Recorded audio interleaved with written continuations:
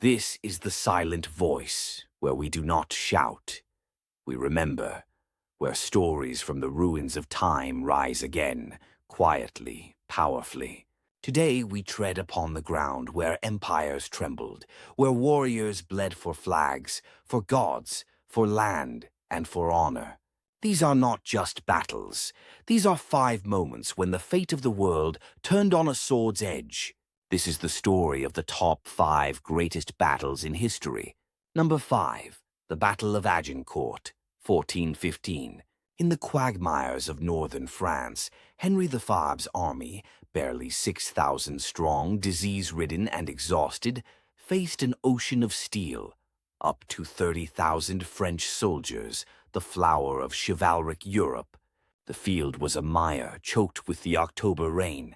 But Henry's faith was in the longbow. For decades, the English had trained with this 6-foot weapon, firing yard-long arrows that could pierce plate armor at over 200 yards. Its draw weight demanded years of practice and immense strength. English archers' skeletons were bent by a lifetime of strain.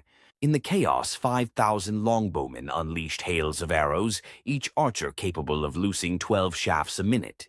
The sky blackened. Horses panicked, knights fell. French armor was crushed by arrows or by the press of their own retreating ranks, mired in mud. By dusk, nobility lay dead beside peasant.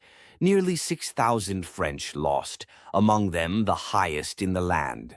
Barely 500 English perished. Agincourt was more than victory. It was a revolution. The age of the nobles' charge ended. The era of disciplined, ranged firepower had arrived. Number 4, the Battle of Tours, 732 AD. In the rolling fields near Tours, Europe's destiny nearly ruptured. The Umayyad Caliphate, fresh from the conquest of Spain, advanced north, intent on expanding Islamic rule into Frankish lands. Some 40,000 met Charles Martel, the Hammer, leading 15,000 armored foot soldiers and militia. Martel's army, trained for cohesion over bravado, braced atop a forested rise. Hold the line, whatever comes. When the Muslim cavalry charged, they collided not with chaos, but with an unbroken shield wall bristling with spears. The battle thundered for days. On the second night, Martel sent troops to strike at the enemy's camp, sowing panic. The Umayyad general Abd al-Rahman was killed. The invaders, leaderless, withdrew. The Franks stood victorious. Charles Martel was more than a warlord. He was the grandfather of Charlemagne, who would become Europe's emperor. His lineage would shape kingdoms and create the foundation of medieval Christendom. Tours was not just one battle, it was the defense of a continent's soul. Number 3, the Siege of Jerusalem, 70 AD.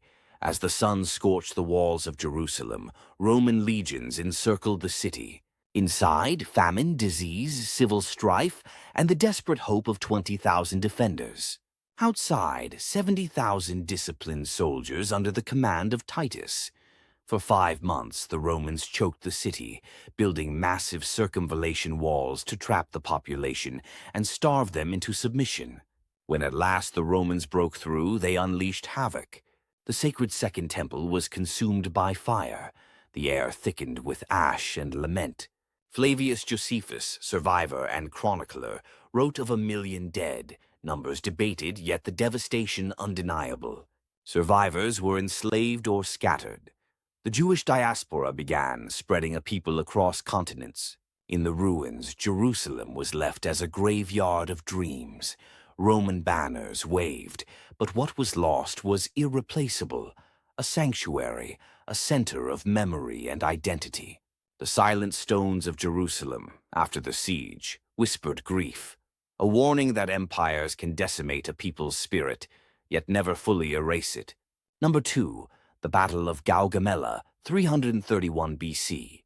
On an arid plain near the Tigris River, 2 worlds collided. Alexander the Great, 25 years old, faced King Darius III, whose army, by some counts, quadrupled Alexander's 47,000. Against this wall of men and chariots, Alexander did not rely on numbers, but on strategy. He feinted to the right, forcing Darius to extend his line and weaken his center. As Darius detached troops to meet the phantom threat, Alexander saw the gap. He thundered forward with his companion cavalry, slicing through to the Persian king himself. Darius fled, his army collapsing. Gaugamela did more than end an empire. It birthed a new one. In its wake, Greek language, science, and culture merged with Persia's wisdom. A mosaic of civilizations rippled from the Aegean to the Indus. Alexander, with decisive vision and timing on a single field, changed the very map of the ancient world. Number 1. The Battle of Thermopylae, 480 BC. Not a tale of victory, but of protest against oblivion. Xerxes' Persian juggernaut marched into Greece, 10 times the defenders' number. At Thermopylae, King Leonidas and chosen comrades, 300 Spartans with hundreds of Thespians and Thebans, chose a place where numbers meant nothing. Shield beside shield, they fought where only a handful could stand abreast.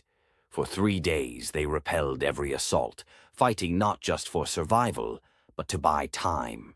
When betrayed and flanked, Leonidas ordered most allies to retreat. He and his sworn band fought to death, becoming legend. Their sacrifice inspired the Greek city-states to rally, and months later to defeat Persia at Salamis and Plataea. Thermopylae endures because it echoes today. In modern times, it is invoked wherever people resist overwhelming odds, whether in wars for freedom, struggles for justice, or quiet acts of personal courage. It teaches that integrity can outlast defeat, that valor transcends death. These 5 battles are not mere stories of blood and victory. They are ruptures in time, moments when new worlds gestated in chaos and pain. Agincourt proved that a weapon in the hands of free men could destroy ancient privilege. Tours kept the spirit of Europe unbroken. Jerusalem, a monument to faith, lost and scattered, yet undying. Gaugamela, proof that genius, not numbers, can shape destiny.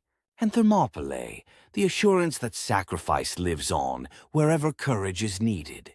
This is the silent voice, where the past is never forgotten, where silence speaks louder than noise, and history is honored not for glory, but for truth.